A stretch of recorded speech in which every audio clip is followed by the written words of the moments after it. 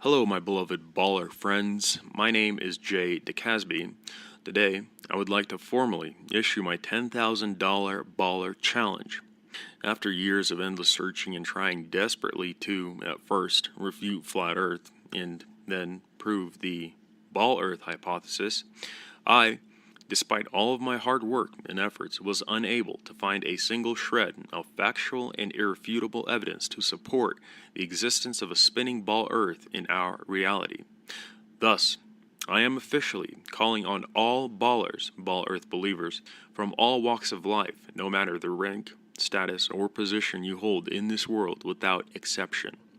Absolutely everyone is welcome, including, and especially, scientists, physicists, astrophysicists, astronomers, astronauts, everyone aerospace, NASA, RASA, JAXA, ESA, and every other space station and program around the world, mathematicians, architects, engineers, surveyors, pilots, sailors, captains, instructors, professors, Army, Navy, Air Force, Marines, and everyone in between.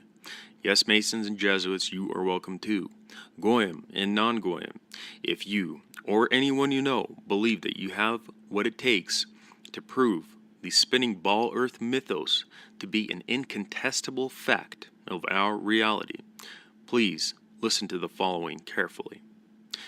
$10,000 cash will be awarded to anyone who can provide one piece of factual and irrefutable evidence to support two things: A, the curvature of the alleged spinning ball Earth, and B, the motion of the alleged spinning ball Earth. Rules, terms, and conditions. Please listen carefully. Firstly, just to be exceptionally clear, factual means concerned with what is actually the case rather than interpretations of or reactions to it. Actually occurring, of relating to or characterized by facts, of the nature of fact, real, actual. Fact means a thing that is indisputably the case, something that has actual existence, an actual occurrence. Irrefutable means not capable of being refuted or disproved, impossible to deny or disprove, not refutable, incontrovertible. Please keep the definitions of factual and irrefutable in mind when preparing, presenting, and receiving judgment on your evidence.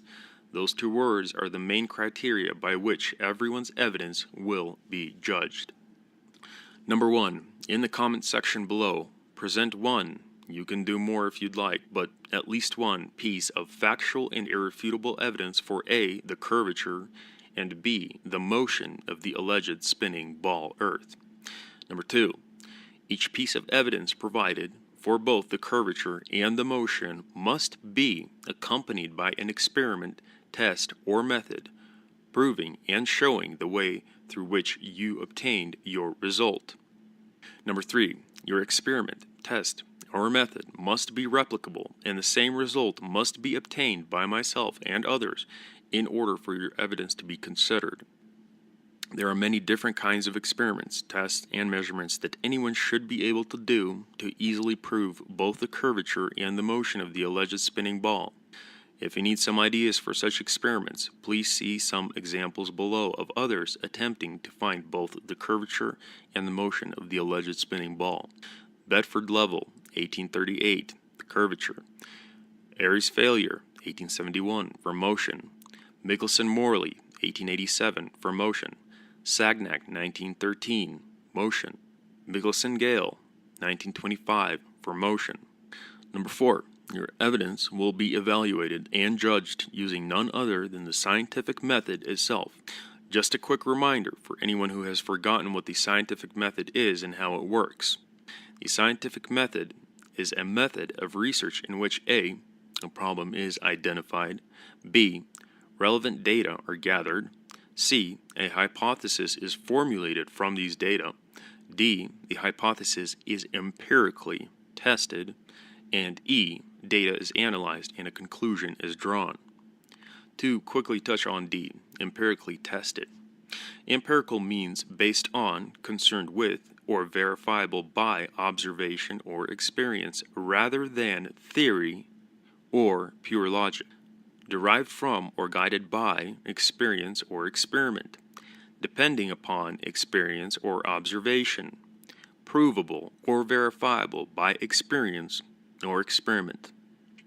Thus, some examples of evidence that won't qualify. I heard it from, I saw it on, everyone knows this, the scientific community said so, NASA said so, Neil deGrasse Tyson said so, the astronauts said so, the theory of gravity said so, so-and-so university said so, so-and-so scientists said so, Donald Pettit or Barry Wilmore filmed this from the ISS, evidence that only the Hubble Space Telescope or a satellite could see, evidence that only a certain university or qualified group of individuals can produce, photos. I hate to rule those out, but for the sake of saving time, I am going to. Photos can be easily manipulated and thus will not be considered as evidence. Videos. I will allow video footage as evidence because videos are harder to manipulate. You can attach a fisheye or a wide-angle lens and make a flat surface look curved due to the distortion, though this trickery will be exposed as soon as the camera pans up and down.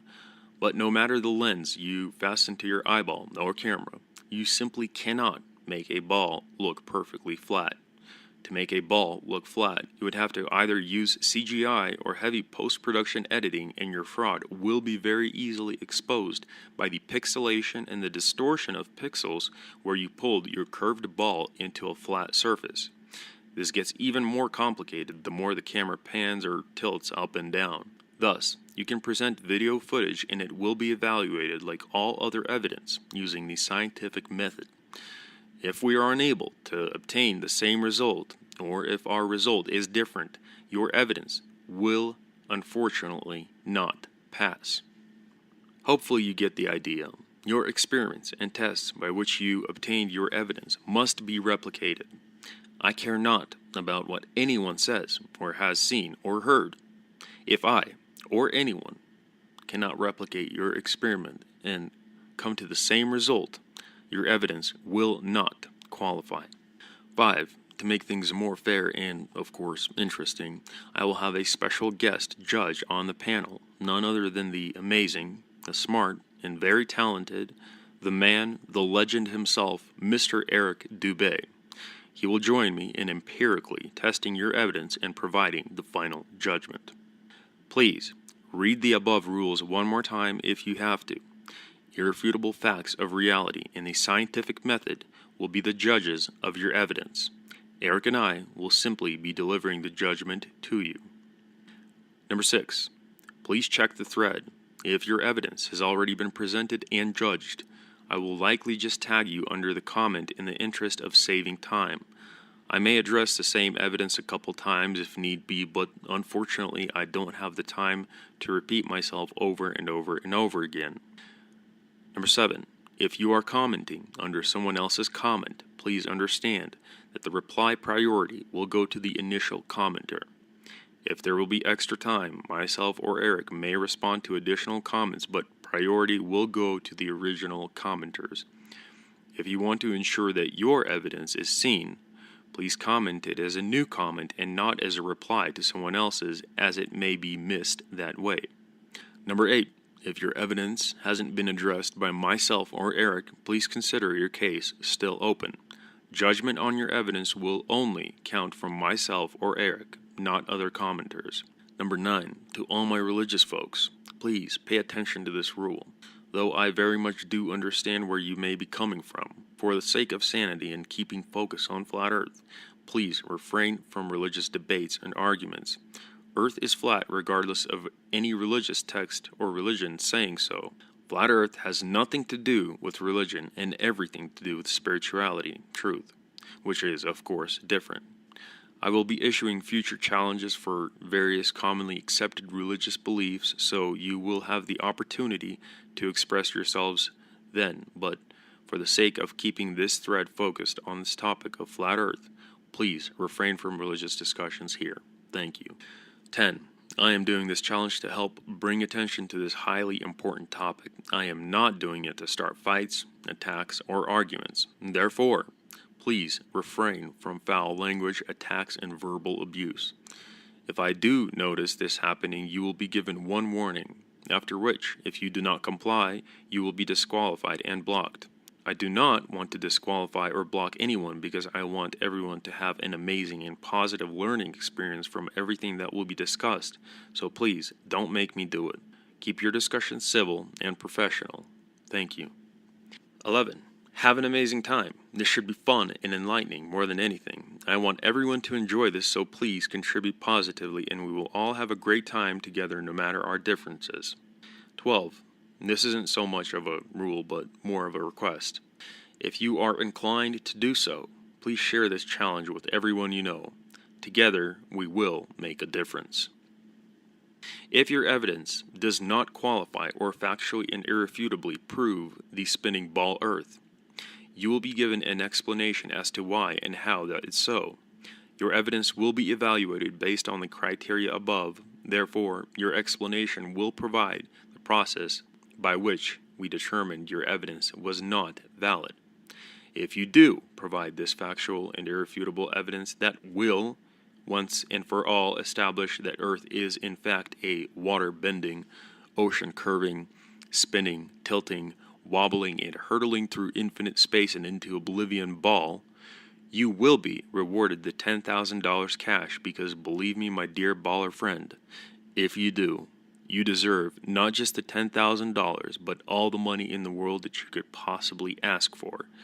You will be the first person in the history of human existence to prove factually the existence of a spinning ball Earth. For the sake of this challenge, however, you will only get $10,000. If you live in the United States and would like a 3-day, 2-night trip to Los Angeles, California, I will pay for your travel and stay at the Montage Hotel in Beverly Hills and personally deliver the $10,000 cash to you, filmed live on Facebook and YouTube for the entire world to see.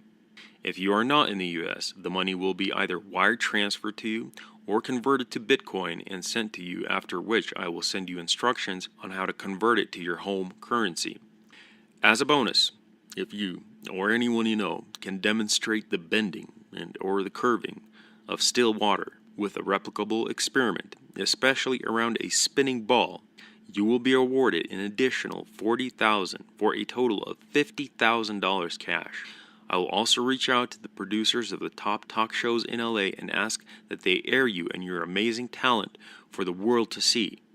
You will be the first human in the history of humanity to do what the science community claims is happening today, right now as we speak, with the spinning ball Earth. Last but most certainly not least, I would like to personally challenge and call out Neil deGrasse Tyson. I could care less which degree you have achieved in masonry, Neil, nor how much or how well you are respected amongst your brethren. You are not too big to back up your own words with factual and irrefutable evidence. Now, I do understand that your masters pay you to keep the sheeple goyim and non-goyim in this perpetual state of mind-numbing delusion, thoroughly sedated and deceived.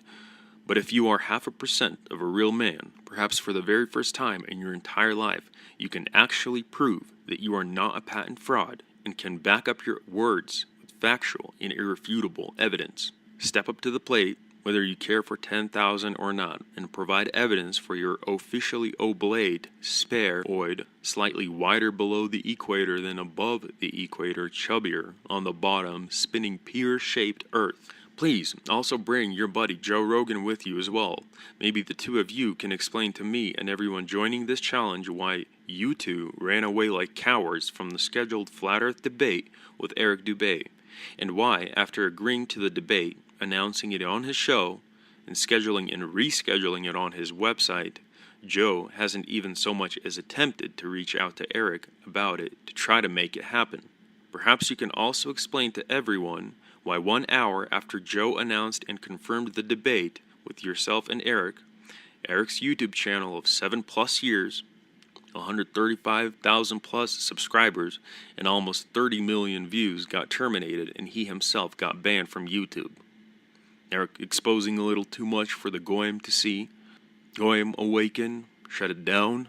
Disgust. The two of you should be ashamed of yourselves. You ran faster than a dog with its tail between its legs when it came down to it. You two are scared to death to face Eric, man to man, because you know the two of you would be exposed as the patent frauds that you are. And Neil, your career would be over in the most humiliating and embarrassing way imaginable, as the whole world would realize the utter fraud, the lies and the deceit that you have been shoving down their throats on behalf of your masters. Man up and own up to what you have done, and face Eric Dubé in a flat earth debate like it was planned and scheduled for the whole world to see and hear.